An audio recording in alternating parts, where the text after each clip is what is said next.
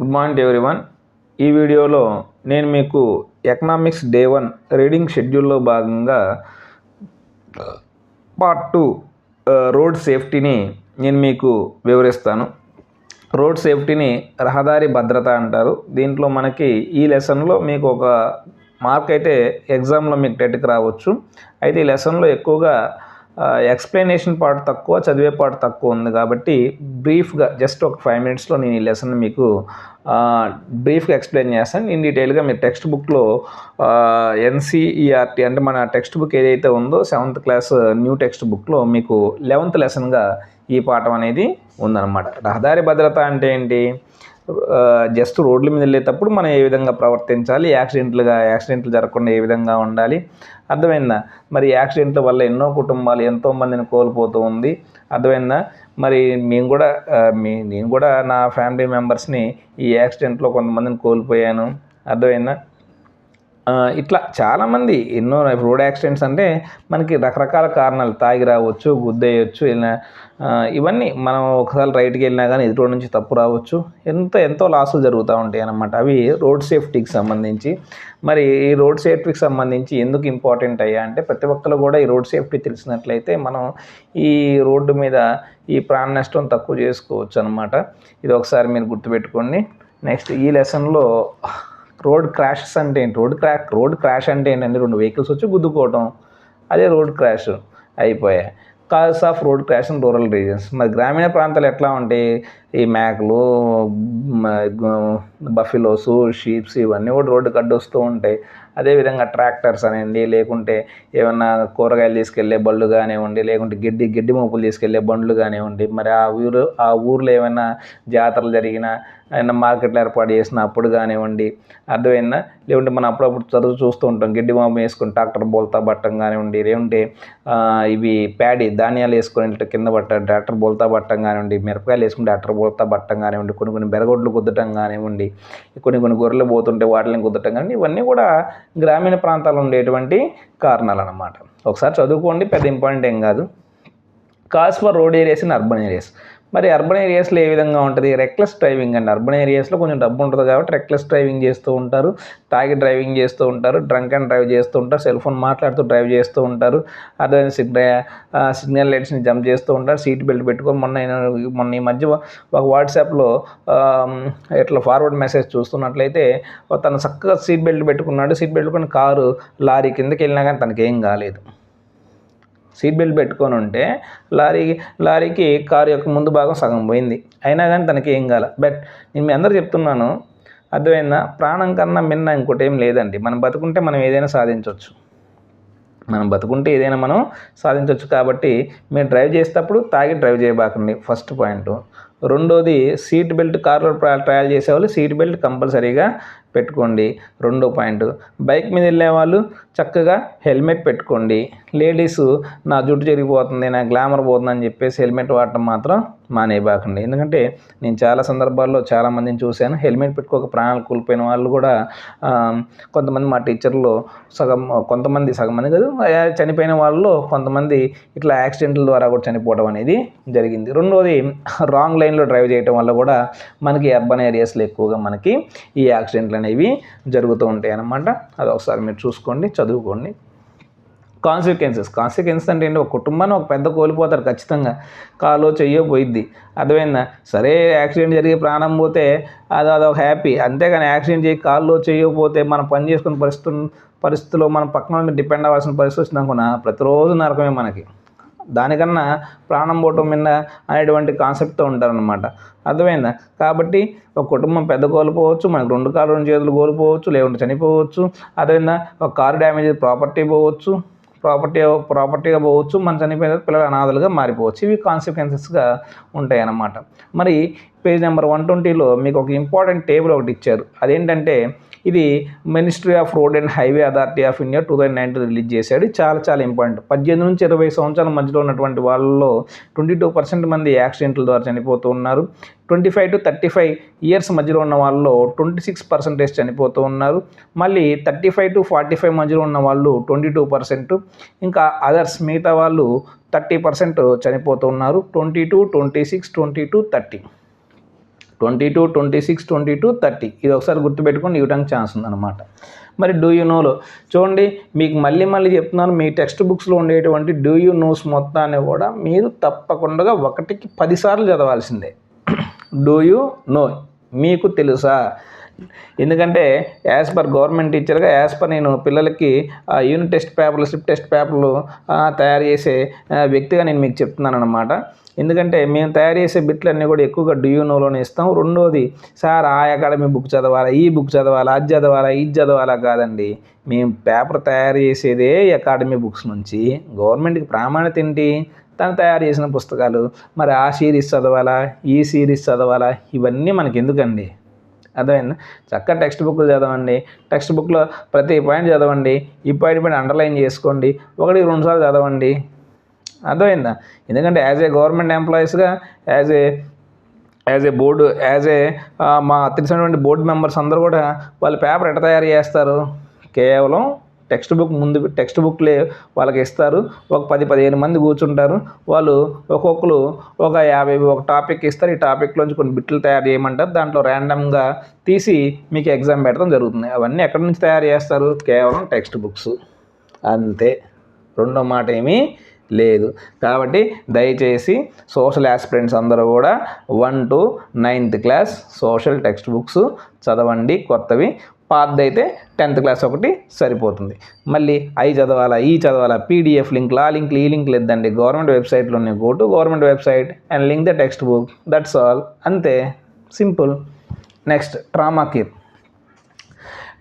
Care అంటే ఏంటంటే, ఇప్పుడు రోడ్ యాక్సిడెంట్లు జరిగినప్పుడు ఇమ్మీడియట్గా వాళ్ళకి మెడికల్ కేర్ అందించడానికి ఒక చిన్న ఎస్టాబ్లిష్మెంట్, అంటే చిన్న హాస్పిటల్ లాంటిది తీసుకెళ్ళి అక్కడ ఆ హాస్పిటల్లో ఈ యాక్సిడెంట్ అయిన వాళ్ళకి మాత్రమే సపరేట్గా వార్డు ఉంటుంది.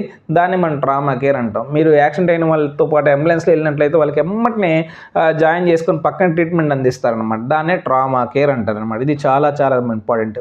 అంటే ఇది హాస్పిటల్లో ఒక చిన్న విభాగంగా ఎస్టాబ్లిష్మెంట్గా చేస్తూ ఉంటారు. పక్కన ఉన్నటువంటి స్థానిక హాస్పిటల్, యాక్సిడెంట్ దగ్గరలో ఉన్నటువంటి స్థానిక చికిత్సాలయాన్ని ట్రామా కేర్ అంటే అందించి ట్రామా కేర్ అంటాం.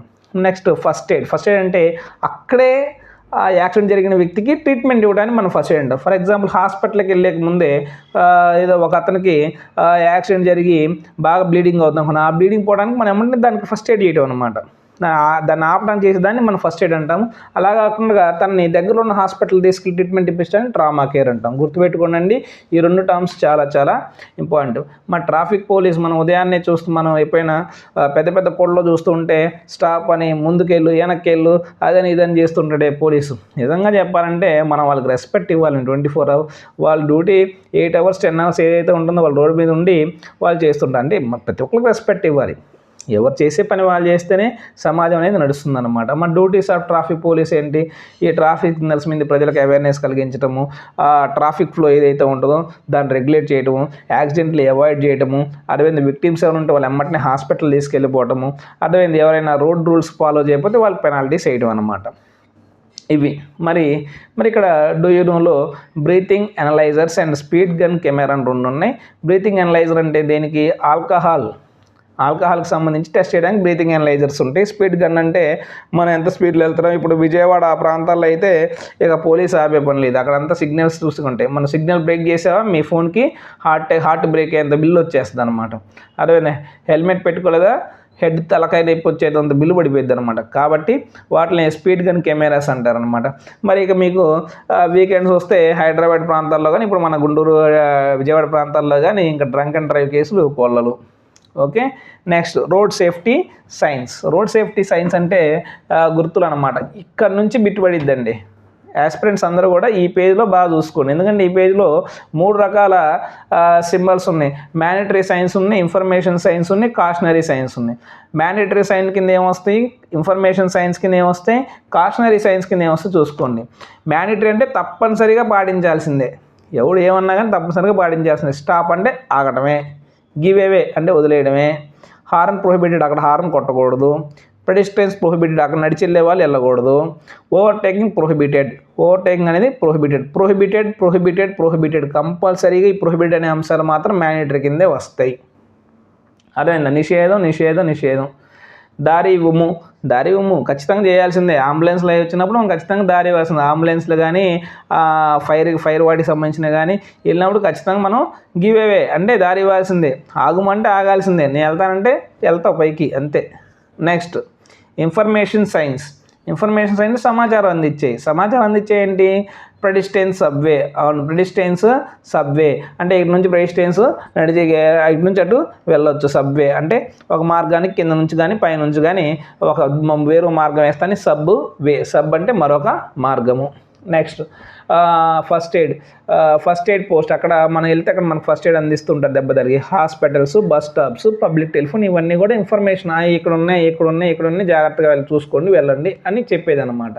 కాషనరీ అంటే వార్నింగ్ ఇవ్వడం. ఇది హెచ్చరిక, ఇది పెద్ద వార్నింగే, పెద్ద సవాల్ అంటారు సార్. అట్లా హెచ్చరిక అనమాట. హెచ్చరిక ఏంటి? పాదచారులకు దారి, ఇది కేవలం పాదచారులకు మాత్రమే, ఇది పాఠశాల ప్రాంగణం, అదొకది. జీబ్రా క్రాసింగ్ ఉంది, రైల్వే క్రాసింగ్, ట్రాఫిక్ సంకేతాలు, ఇరుకైన వంతెన, ఇవన్నీ కూడా కాషనరీ సైన్స్ అనమాట. కాషనరీ అంటే ఎక్కువ హెచ్చరిస్తూ ఉంటారు. మ్యాటర్ అంటే తప్పనిసరి. ఇన్ఫర్మేషన్ అంటే ఇక్కడ అది ఉంది, ఇక్కడ ఇది ఉంది, ఇక్కడ ఉందని సమాచారం అందించడం అనమాట. ఇది చాలా ఇంపార్టెంట్. అవి ఒకసారి మీరు రాసుకోండి, అక్కడే చదువుకోండి, లేకుంటే టెక్స్ట్ బుక్ పైన రాసుకోండి. హ్యాపీగా మీకు దీంట్లోంచి బిట్ అయితే పడవచ్చు. ఇంకా రోడ్ సేఫ్టీ వీక్, రహదారి భద్రత వారోత్సవాలు అని చెప్పేసి ఇది ట్రాన్స్పోర్ట్ మినిస్ట్రీ వాళ్ళు, road and transport highway ministry వాళ్ళు జనవరి మొదటి వారంలో కానీ జనవరి నెలలో కానీ మనకి ఎక్కువగా జనవరి నెలలో మనకి రోడ్ సేఫ్టీ వీక్ అనేది ఖచ్చితంగా జరుగుతూ ఉంటుంది. మేము కూడా స్కూల్లో పిల్లలకి రోడ్ సేఫ్టీ వీక్ గురించి ఆ వీక్ మన అవేర్నెస్ కల్పిస్తూ ఉంటాం అన్నమాట. అర్థమైందా? కాబట్టి దీంట్లో ఇంపార్టెంట్ బిట్ ఏంటంటే రోడ్ సేఫ్టీ వీక్ ఏ నెలలో ఎప్పుడు జరుగుతూ ఉంటారు. ఇప్పుడు చెప్పే topic important. Road making science using methods అని ఉంది. అంటే రహదారి మార్కింగ్ గుర్తింపు వినియోగించే విధానం. రహదారి మార్కింగ్ గుర్తింపు అంటే ఫుట్పాత్ అంటే ఏంటంటే రోడ్డు కన్నా కొంచెం ఎత్తులో ఉండి అక్కడ సిమెంట్తో పోసి ఉంటుంది. దాని మీద పాదచారులు నడుచుకుంటూ వెళ్తాం, దాన్నే ఫుట్పాత్ అంటాం. కొన్ని చోట్ల ఫుట్పాత్ అనేది ఉండదు, కానీ పక్కన మట్టి పోసి వదులుతూ ఉంటాం, దాని మీద నడుస్తూ ఉంటాం. అవి ఫుట్పాత్. ఎందుకు? పాదచారుల కోసం నడుచుకుంటూ వెళ్ళడం కోసం. రోడ్ డివైడర్ అంటే విడగొట్టడం. అర్థమైందా? చక్కగా ఒక సిమెంట్ దిమ్మలేసి అటు ఇటు వేసి రోడ్డుకి మధ్యలో వేసి అటుపక్క ఒక రోడ్డు ఇటుపక్క ఒక రోడ్డు డివైడ్ చేస్తారు. ఎందుకు చేస్తారు? ట్రాఫిక్ జాములు కాకుండా అటు నుంచి వచ్చేవాడు ఇటు నుంచి వచ్చేవాడు గుద్దుకోకుండా. అర్థమైందా? దానికోసం రోడ్ డివైడర్లు వేస్తూ ఉంటారు. జీబ్రా క్రాసింగ్ అంటే సార్ జీబ్రాలు క్రాస్ చేస్తాయి అని కాదు. జీబ్రా క్రాసింగ్ అంటే జీబ్రాలు క్రాస్ చేస్తాయి అని కాదు. అర్థమైందా? ఈ జీబ్రాల మీద లైన్లు ఏ విధంగా ఉంటే ఆ లైన్లు తీసుకొని ఈ రోడ్ల మీద లైన్లు గీసి, అయ్యా ఇది మీరు పాదచారులు ఎవరైతే నడిచి వెళ్తున్నారో రోడ్డు మీద కట్టు నుంచి ఇటు దాటాలో మీరు ఇక్కడే దాటాలని చెప్పేసి ఆ బ్లాక్ లైన్స్ వైట్ లైన్స్ మొత్తం గీసి రోడ్డు మీద గీసి మీరు ఇక్కడే దాటాలని చెప్పేటువంటి ప్రాంతాన్ని మనం ఏమంటాం? జీబ్రా క్రాసింగ్ అంటాం అనమాట. అర్థమైందా? మరి రోడ్ సేఫ్టీ మెజర్స్ అంటే హెల్మెట్ పెట్టుకోండి, అది రైడ్ సేఫ్టీ. సీట్ బెల్ట్ పెట్టుకోండి, అది ఒక రైడ్ సేఫ్టీ. రోడ్డు దాటేటప్పుడు అటు లెఫ్ట్ రైట్ రెండు చూసుకోండి. లెఫ్ట్ రైట్ మనం చూసుకొని ముందుకెళ్ళామన్నా మనకు లెఫ్ట్ రైట్ ఇచ్చేస్తారనమాట. అర్థమైందా? సిగ్నల్ బ్రేక్ కాకుండా చూసుకోండి. సిగ్నల్ బ్రేక్ అయ్యారో మీకు హార్ట్ బ్రేక్ అయ్యేంత బిల్లు పడిద్ది, అది ఒకసారి చూసుకోండి అనమాట. రెండోది ఆ హోల్స్ డ్రైనేజెస్ అటుకే తొక్కటం. అదైనా మనం తొక్కి పడేస్తాం, వాడెవడో పడతాడు. అర్థమైందా? అదొకటి జాగ్రత్త. మరి మ్యాన్ హోల్స్ ఇవన్నీ ఓపెన్ చేసి ఉంటాయి, కొంచెం జాగ్రత్త చూసుకొని. పిల్లలు అయితే రోడ్ల మీద ఈ మధ్య క్రికెట్ ప్యాషన్తో రోడ్ల మీదకి వచ్చి ఆడటం కానీ ఇవన్నీ చేయకండి. అర్థమైందా? అటువంటి పిల్లలు ఎవరిని ఆడుతుంటే పేరెంట్స్ తస్మత్ జాగ్రత్త. అర్థమైందా? అటువంటివి చూసుకోండి. మరి క్రబ్ డ్రిల్ అంటే ఏంటి? క్రబ్ డ్రిల్ అంటే ఏం లేదు, మన స్కూల్లో పిల్లలకు చేయిస్తూ ఉంటాం. అలానే మన ఇంట్లో ఉన్న ప్రతి పిల్లవాడికి కూడా మనం డ్రిల్ నేర్పించాలి, ఖచ్చితంగా నేర్పించాలి. While your crossing the road you have to follow this drill. ఒకటి స్టాప్ అట్ క్రబ్. ఏదైతే రోడ్డు దాటే ప్రదేశం ఉందో అక్కడ దానికి క్రబ్ అంటారనమాట. ఆ క్రబ్ నుంచి ఏం చేయాలి? ముందు కుడివైపు చూసుకోవాలి ఏమైనా వస్తాయేమో, తర్వాత ఎడమ వైపు చూసుకోవాలి ఏమైనా వస్తాయేమో, మళ్ళీ ఇంకోసారి కుడివైపు చూసుకొని అప్పుడు మాత్రమే ఏమి రాలేదని తెలిస్తేనే రెండోది రోడ్డుకి క్లియర్గా ఉండేటట్టు చూసుకోవాలి. స్ట్రైట్గా walk straight across and don't run. పరిగెత్తకూడదు. మీరు పరిగెడుతున్నారు కదా, వాడు ఇంకొంచెం స్పీడ్తో వస్తారు, అది మీరు నిదానంగా లేనుకోండి, వచ్చే నిదానంగా వస్తారు. రెండో వాడు అటు నుంచి తోలేవాడికి మన ఐకాంటాక్ట్ రెండు కూడా కరెక్ట్గా ఉండాలి. అప్పుడు ఏం చేస్తారు? మన ఇద్దరి మధ్య మీ నడిచేవాడి మధ్య వచ్చేవాడి మధ్య ఐ కాంటాక్ట్ కరెక్ట్గా ఉండిద్ది, కాబట్టి అక్కడ యాక్సిడెంట్ జరగడానికి చాలా తక్కువ ఉంటుంది. బెటర్ రోడ్ క్రాస్ చేసేటప్పుడు మాత్రం ఎవరు కూడా పరిగెత్తొద్దండి. మీరు పరిగెత్తారా వాడు ఇంకొంచెం స్పీడ్గా వస్తాడు. ఆ టైం క్యాలిక్యులేషన్లో ఎక్కడ 1 నిమిషం సెకండ్తో టపా. ఓకే, జాగ్రత్త. దాన్ని క్రెప్ డ్రిల్ అంటారు. సేఫ్ సైక్లింగ్ అది ఒకసారి మీరు చదువుకోండి, ఎందుకంటే నీకు వీడియో లెంత్ అయిపోతుంది, ల్యాగ్ అయిపోతుంది. ఓకే, అది పెద్ద ఇంపార్టెంట్ అది ఒకసారి చూసుకోండి. సేఫ్టీ ట్రావెలింగ్ అది కూడా ఇంపార్టెంట్, అది ఒకసారి చూసుకోండి. తెలుగులో చదువుకోండి, మీకు చేతులు బయట పెట్టద్దు, తలకాయ బయట పెట్టద్దు, అర్థమైందా? కారు బయట సీట్ బెల్ట్ పెట్టుకోండి, హెల్మెట్ పెట్టుకోండి, అర్థమైందా? నెవర్ బోట్ ట్రైన్స్ ఎక్కేటప్పుడు జాగ్రత్త, రన్నింగ్ ట్రైన్ ఎక్కబాకండి, రన్నింగ్ బస్సు ఎక్కబాకండి, అర్థమైందా? బస్సు వచ్చేదాకా ఆగండి, రన్నింగ్ బస్సులు ఎక్కబాకండి, రన్నింగ్ బస్సు నుంచి దిగబాకండి, అర్థమైందా? వాహనాలకు సరిగ్గా తాళాలు వేయండి, ఇవన్నీ కూడా ఉంటాయి అన్నమాట. ఇక్కడ మీకు ఇంపార్టెంట్ పాయింట్ ఒకటి ఉంది, రోడ్ సేఫ్టీ క్లబ్ అని ఢిల్లీ వాళ్ళు జనవరి నెల 2010లో రోడ్ సేఫ్టీ క్లబ్ని వాళ్ళు ఎస్టాబ్లిష్ చేసి అది ఒకసారి చూసుకోండి. నెక్స్ట్ మోటార్ వెహికల్స్ అంటే మోటార్ వాహనాలు నడపడానికి కనీస వయోపరిమితి 18 సంవత్సరాలు.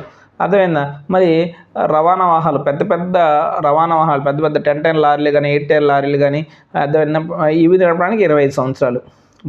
చిన్న మోటార్ వెహికల్స్, చిన్న కారు కానివ్వండి, లేకుంటే బైకులు కానీ ఇవి నడపడానికి మనకి 18 ఏళ్ళు సరిపోతాయి. కానీ ట్రాన్స్పోర్ట్కి సంబంధించిన హెవీ వెహికల్స్ నడపడానికి కానీ దానికి మాత్రం 25 ఇయర్స్ కంపల్సరీగా అవసరం. అది ఒకసారి చూసుకొని పేజ్ నెంబర్ 134లో ఉంది. That is end of this road safety రహదారి భద్రత. ఇది మనకి ఎకనామిక్స్లో పార్ట్ 2కి సంబంధించినటువంటి డే 1 పార్ట్ 2కి సంబంధించినటువంటి రివిజన్ షెడ్యూల్. సో ఈ షెడ్యూల్ ప్రకారం మీరు చదువుకోండి. సార్ పెద్ద ప్యానల్ పెట్టండి, బోర్డు మీద పెద్ద అక్షరాలు రాయండి, మాకు కనపట్లేదు, ఇవన్నీ కాదు. టెక్స్ట్ బుక్ ముందు పెట్టుకొని, అర్థమైందా? జస్ట్ నా గైడెన్స్ ఫాలో అవ్వండి, ఓకేనా? ఓకే, ఈ ఇన్ఫర్మేషన్ ఎక్కువ మందికి షేర్ చేసుకోవడం, ఎక్కువ మందికి చేరటానికి ముందు మీకు సబ్స్క్రైబ్ ఎందుకు చేయమంటానంటే, నేను చేసే అప్డేట్ మీకు మొబైల్కి వచ్చేస్తుంది నోటిఫికేషన్ బటన్ నొక్కగానే. మీరు లైక్స్ ఎక్కువ చేశారనుకోనా, అర్థమైందా? ఇది యూట్యూబ్ వాడు ఎక్కువ మందికి రికమెండ్ చేయడం జరిగిద్ది అనమాట. అప్పుడు ఏమైంది, మీలాగా ఎవరైతే ఇంటి దగ్గర ఉండి ప్రిపేర్ అవుతున్నారో, హౌస్ వైఫ్స్ ఉన్నారో, అర్థమైందా, ఇంకా ఎవరైతే జాబ్ చేస్తున్నారో వాళ్ళందరికీ కూడా ఎక్కువ రీచ్ అవ్వడానికి అవకాశం ఉంటుంది. రెండోది, మీతో పాటు ఎవరైనా మీ ఫ్రెండ్స్ ఎవరైనా ప్రిపేర్ అవుతున్న వాళ్ళని ఈ వీడియోని మోటివేషన్ సెండ్ చేయండి. చెప్పేటప్పుడు టెక్స్ట్ బుక్ ఎదురు పెట్టుకొని ఒకసారి ఇది ఇంపార్టెంట్ పాయింట్ చెప్పారు కాబట్టి ఇది అండర్లైన్ చేసుకోవాలని చెప్పేసి చేసుకోండి. థ్యాంక్ యూ, ధన్యవాదాలు.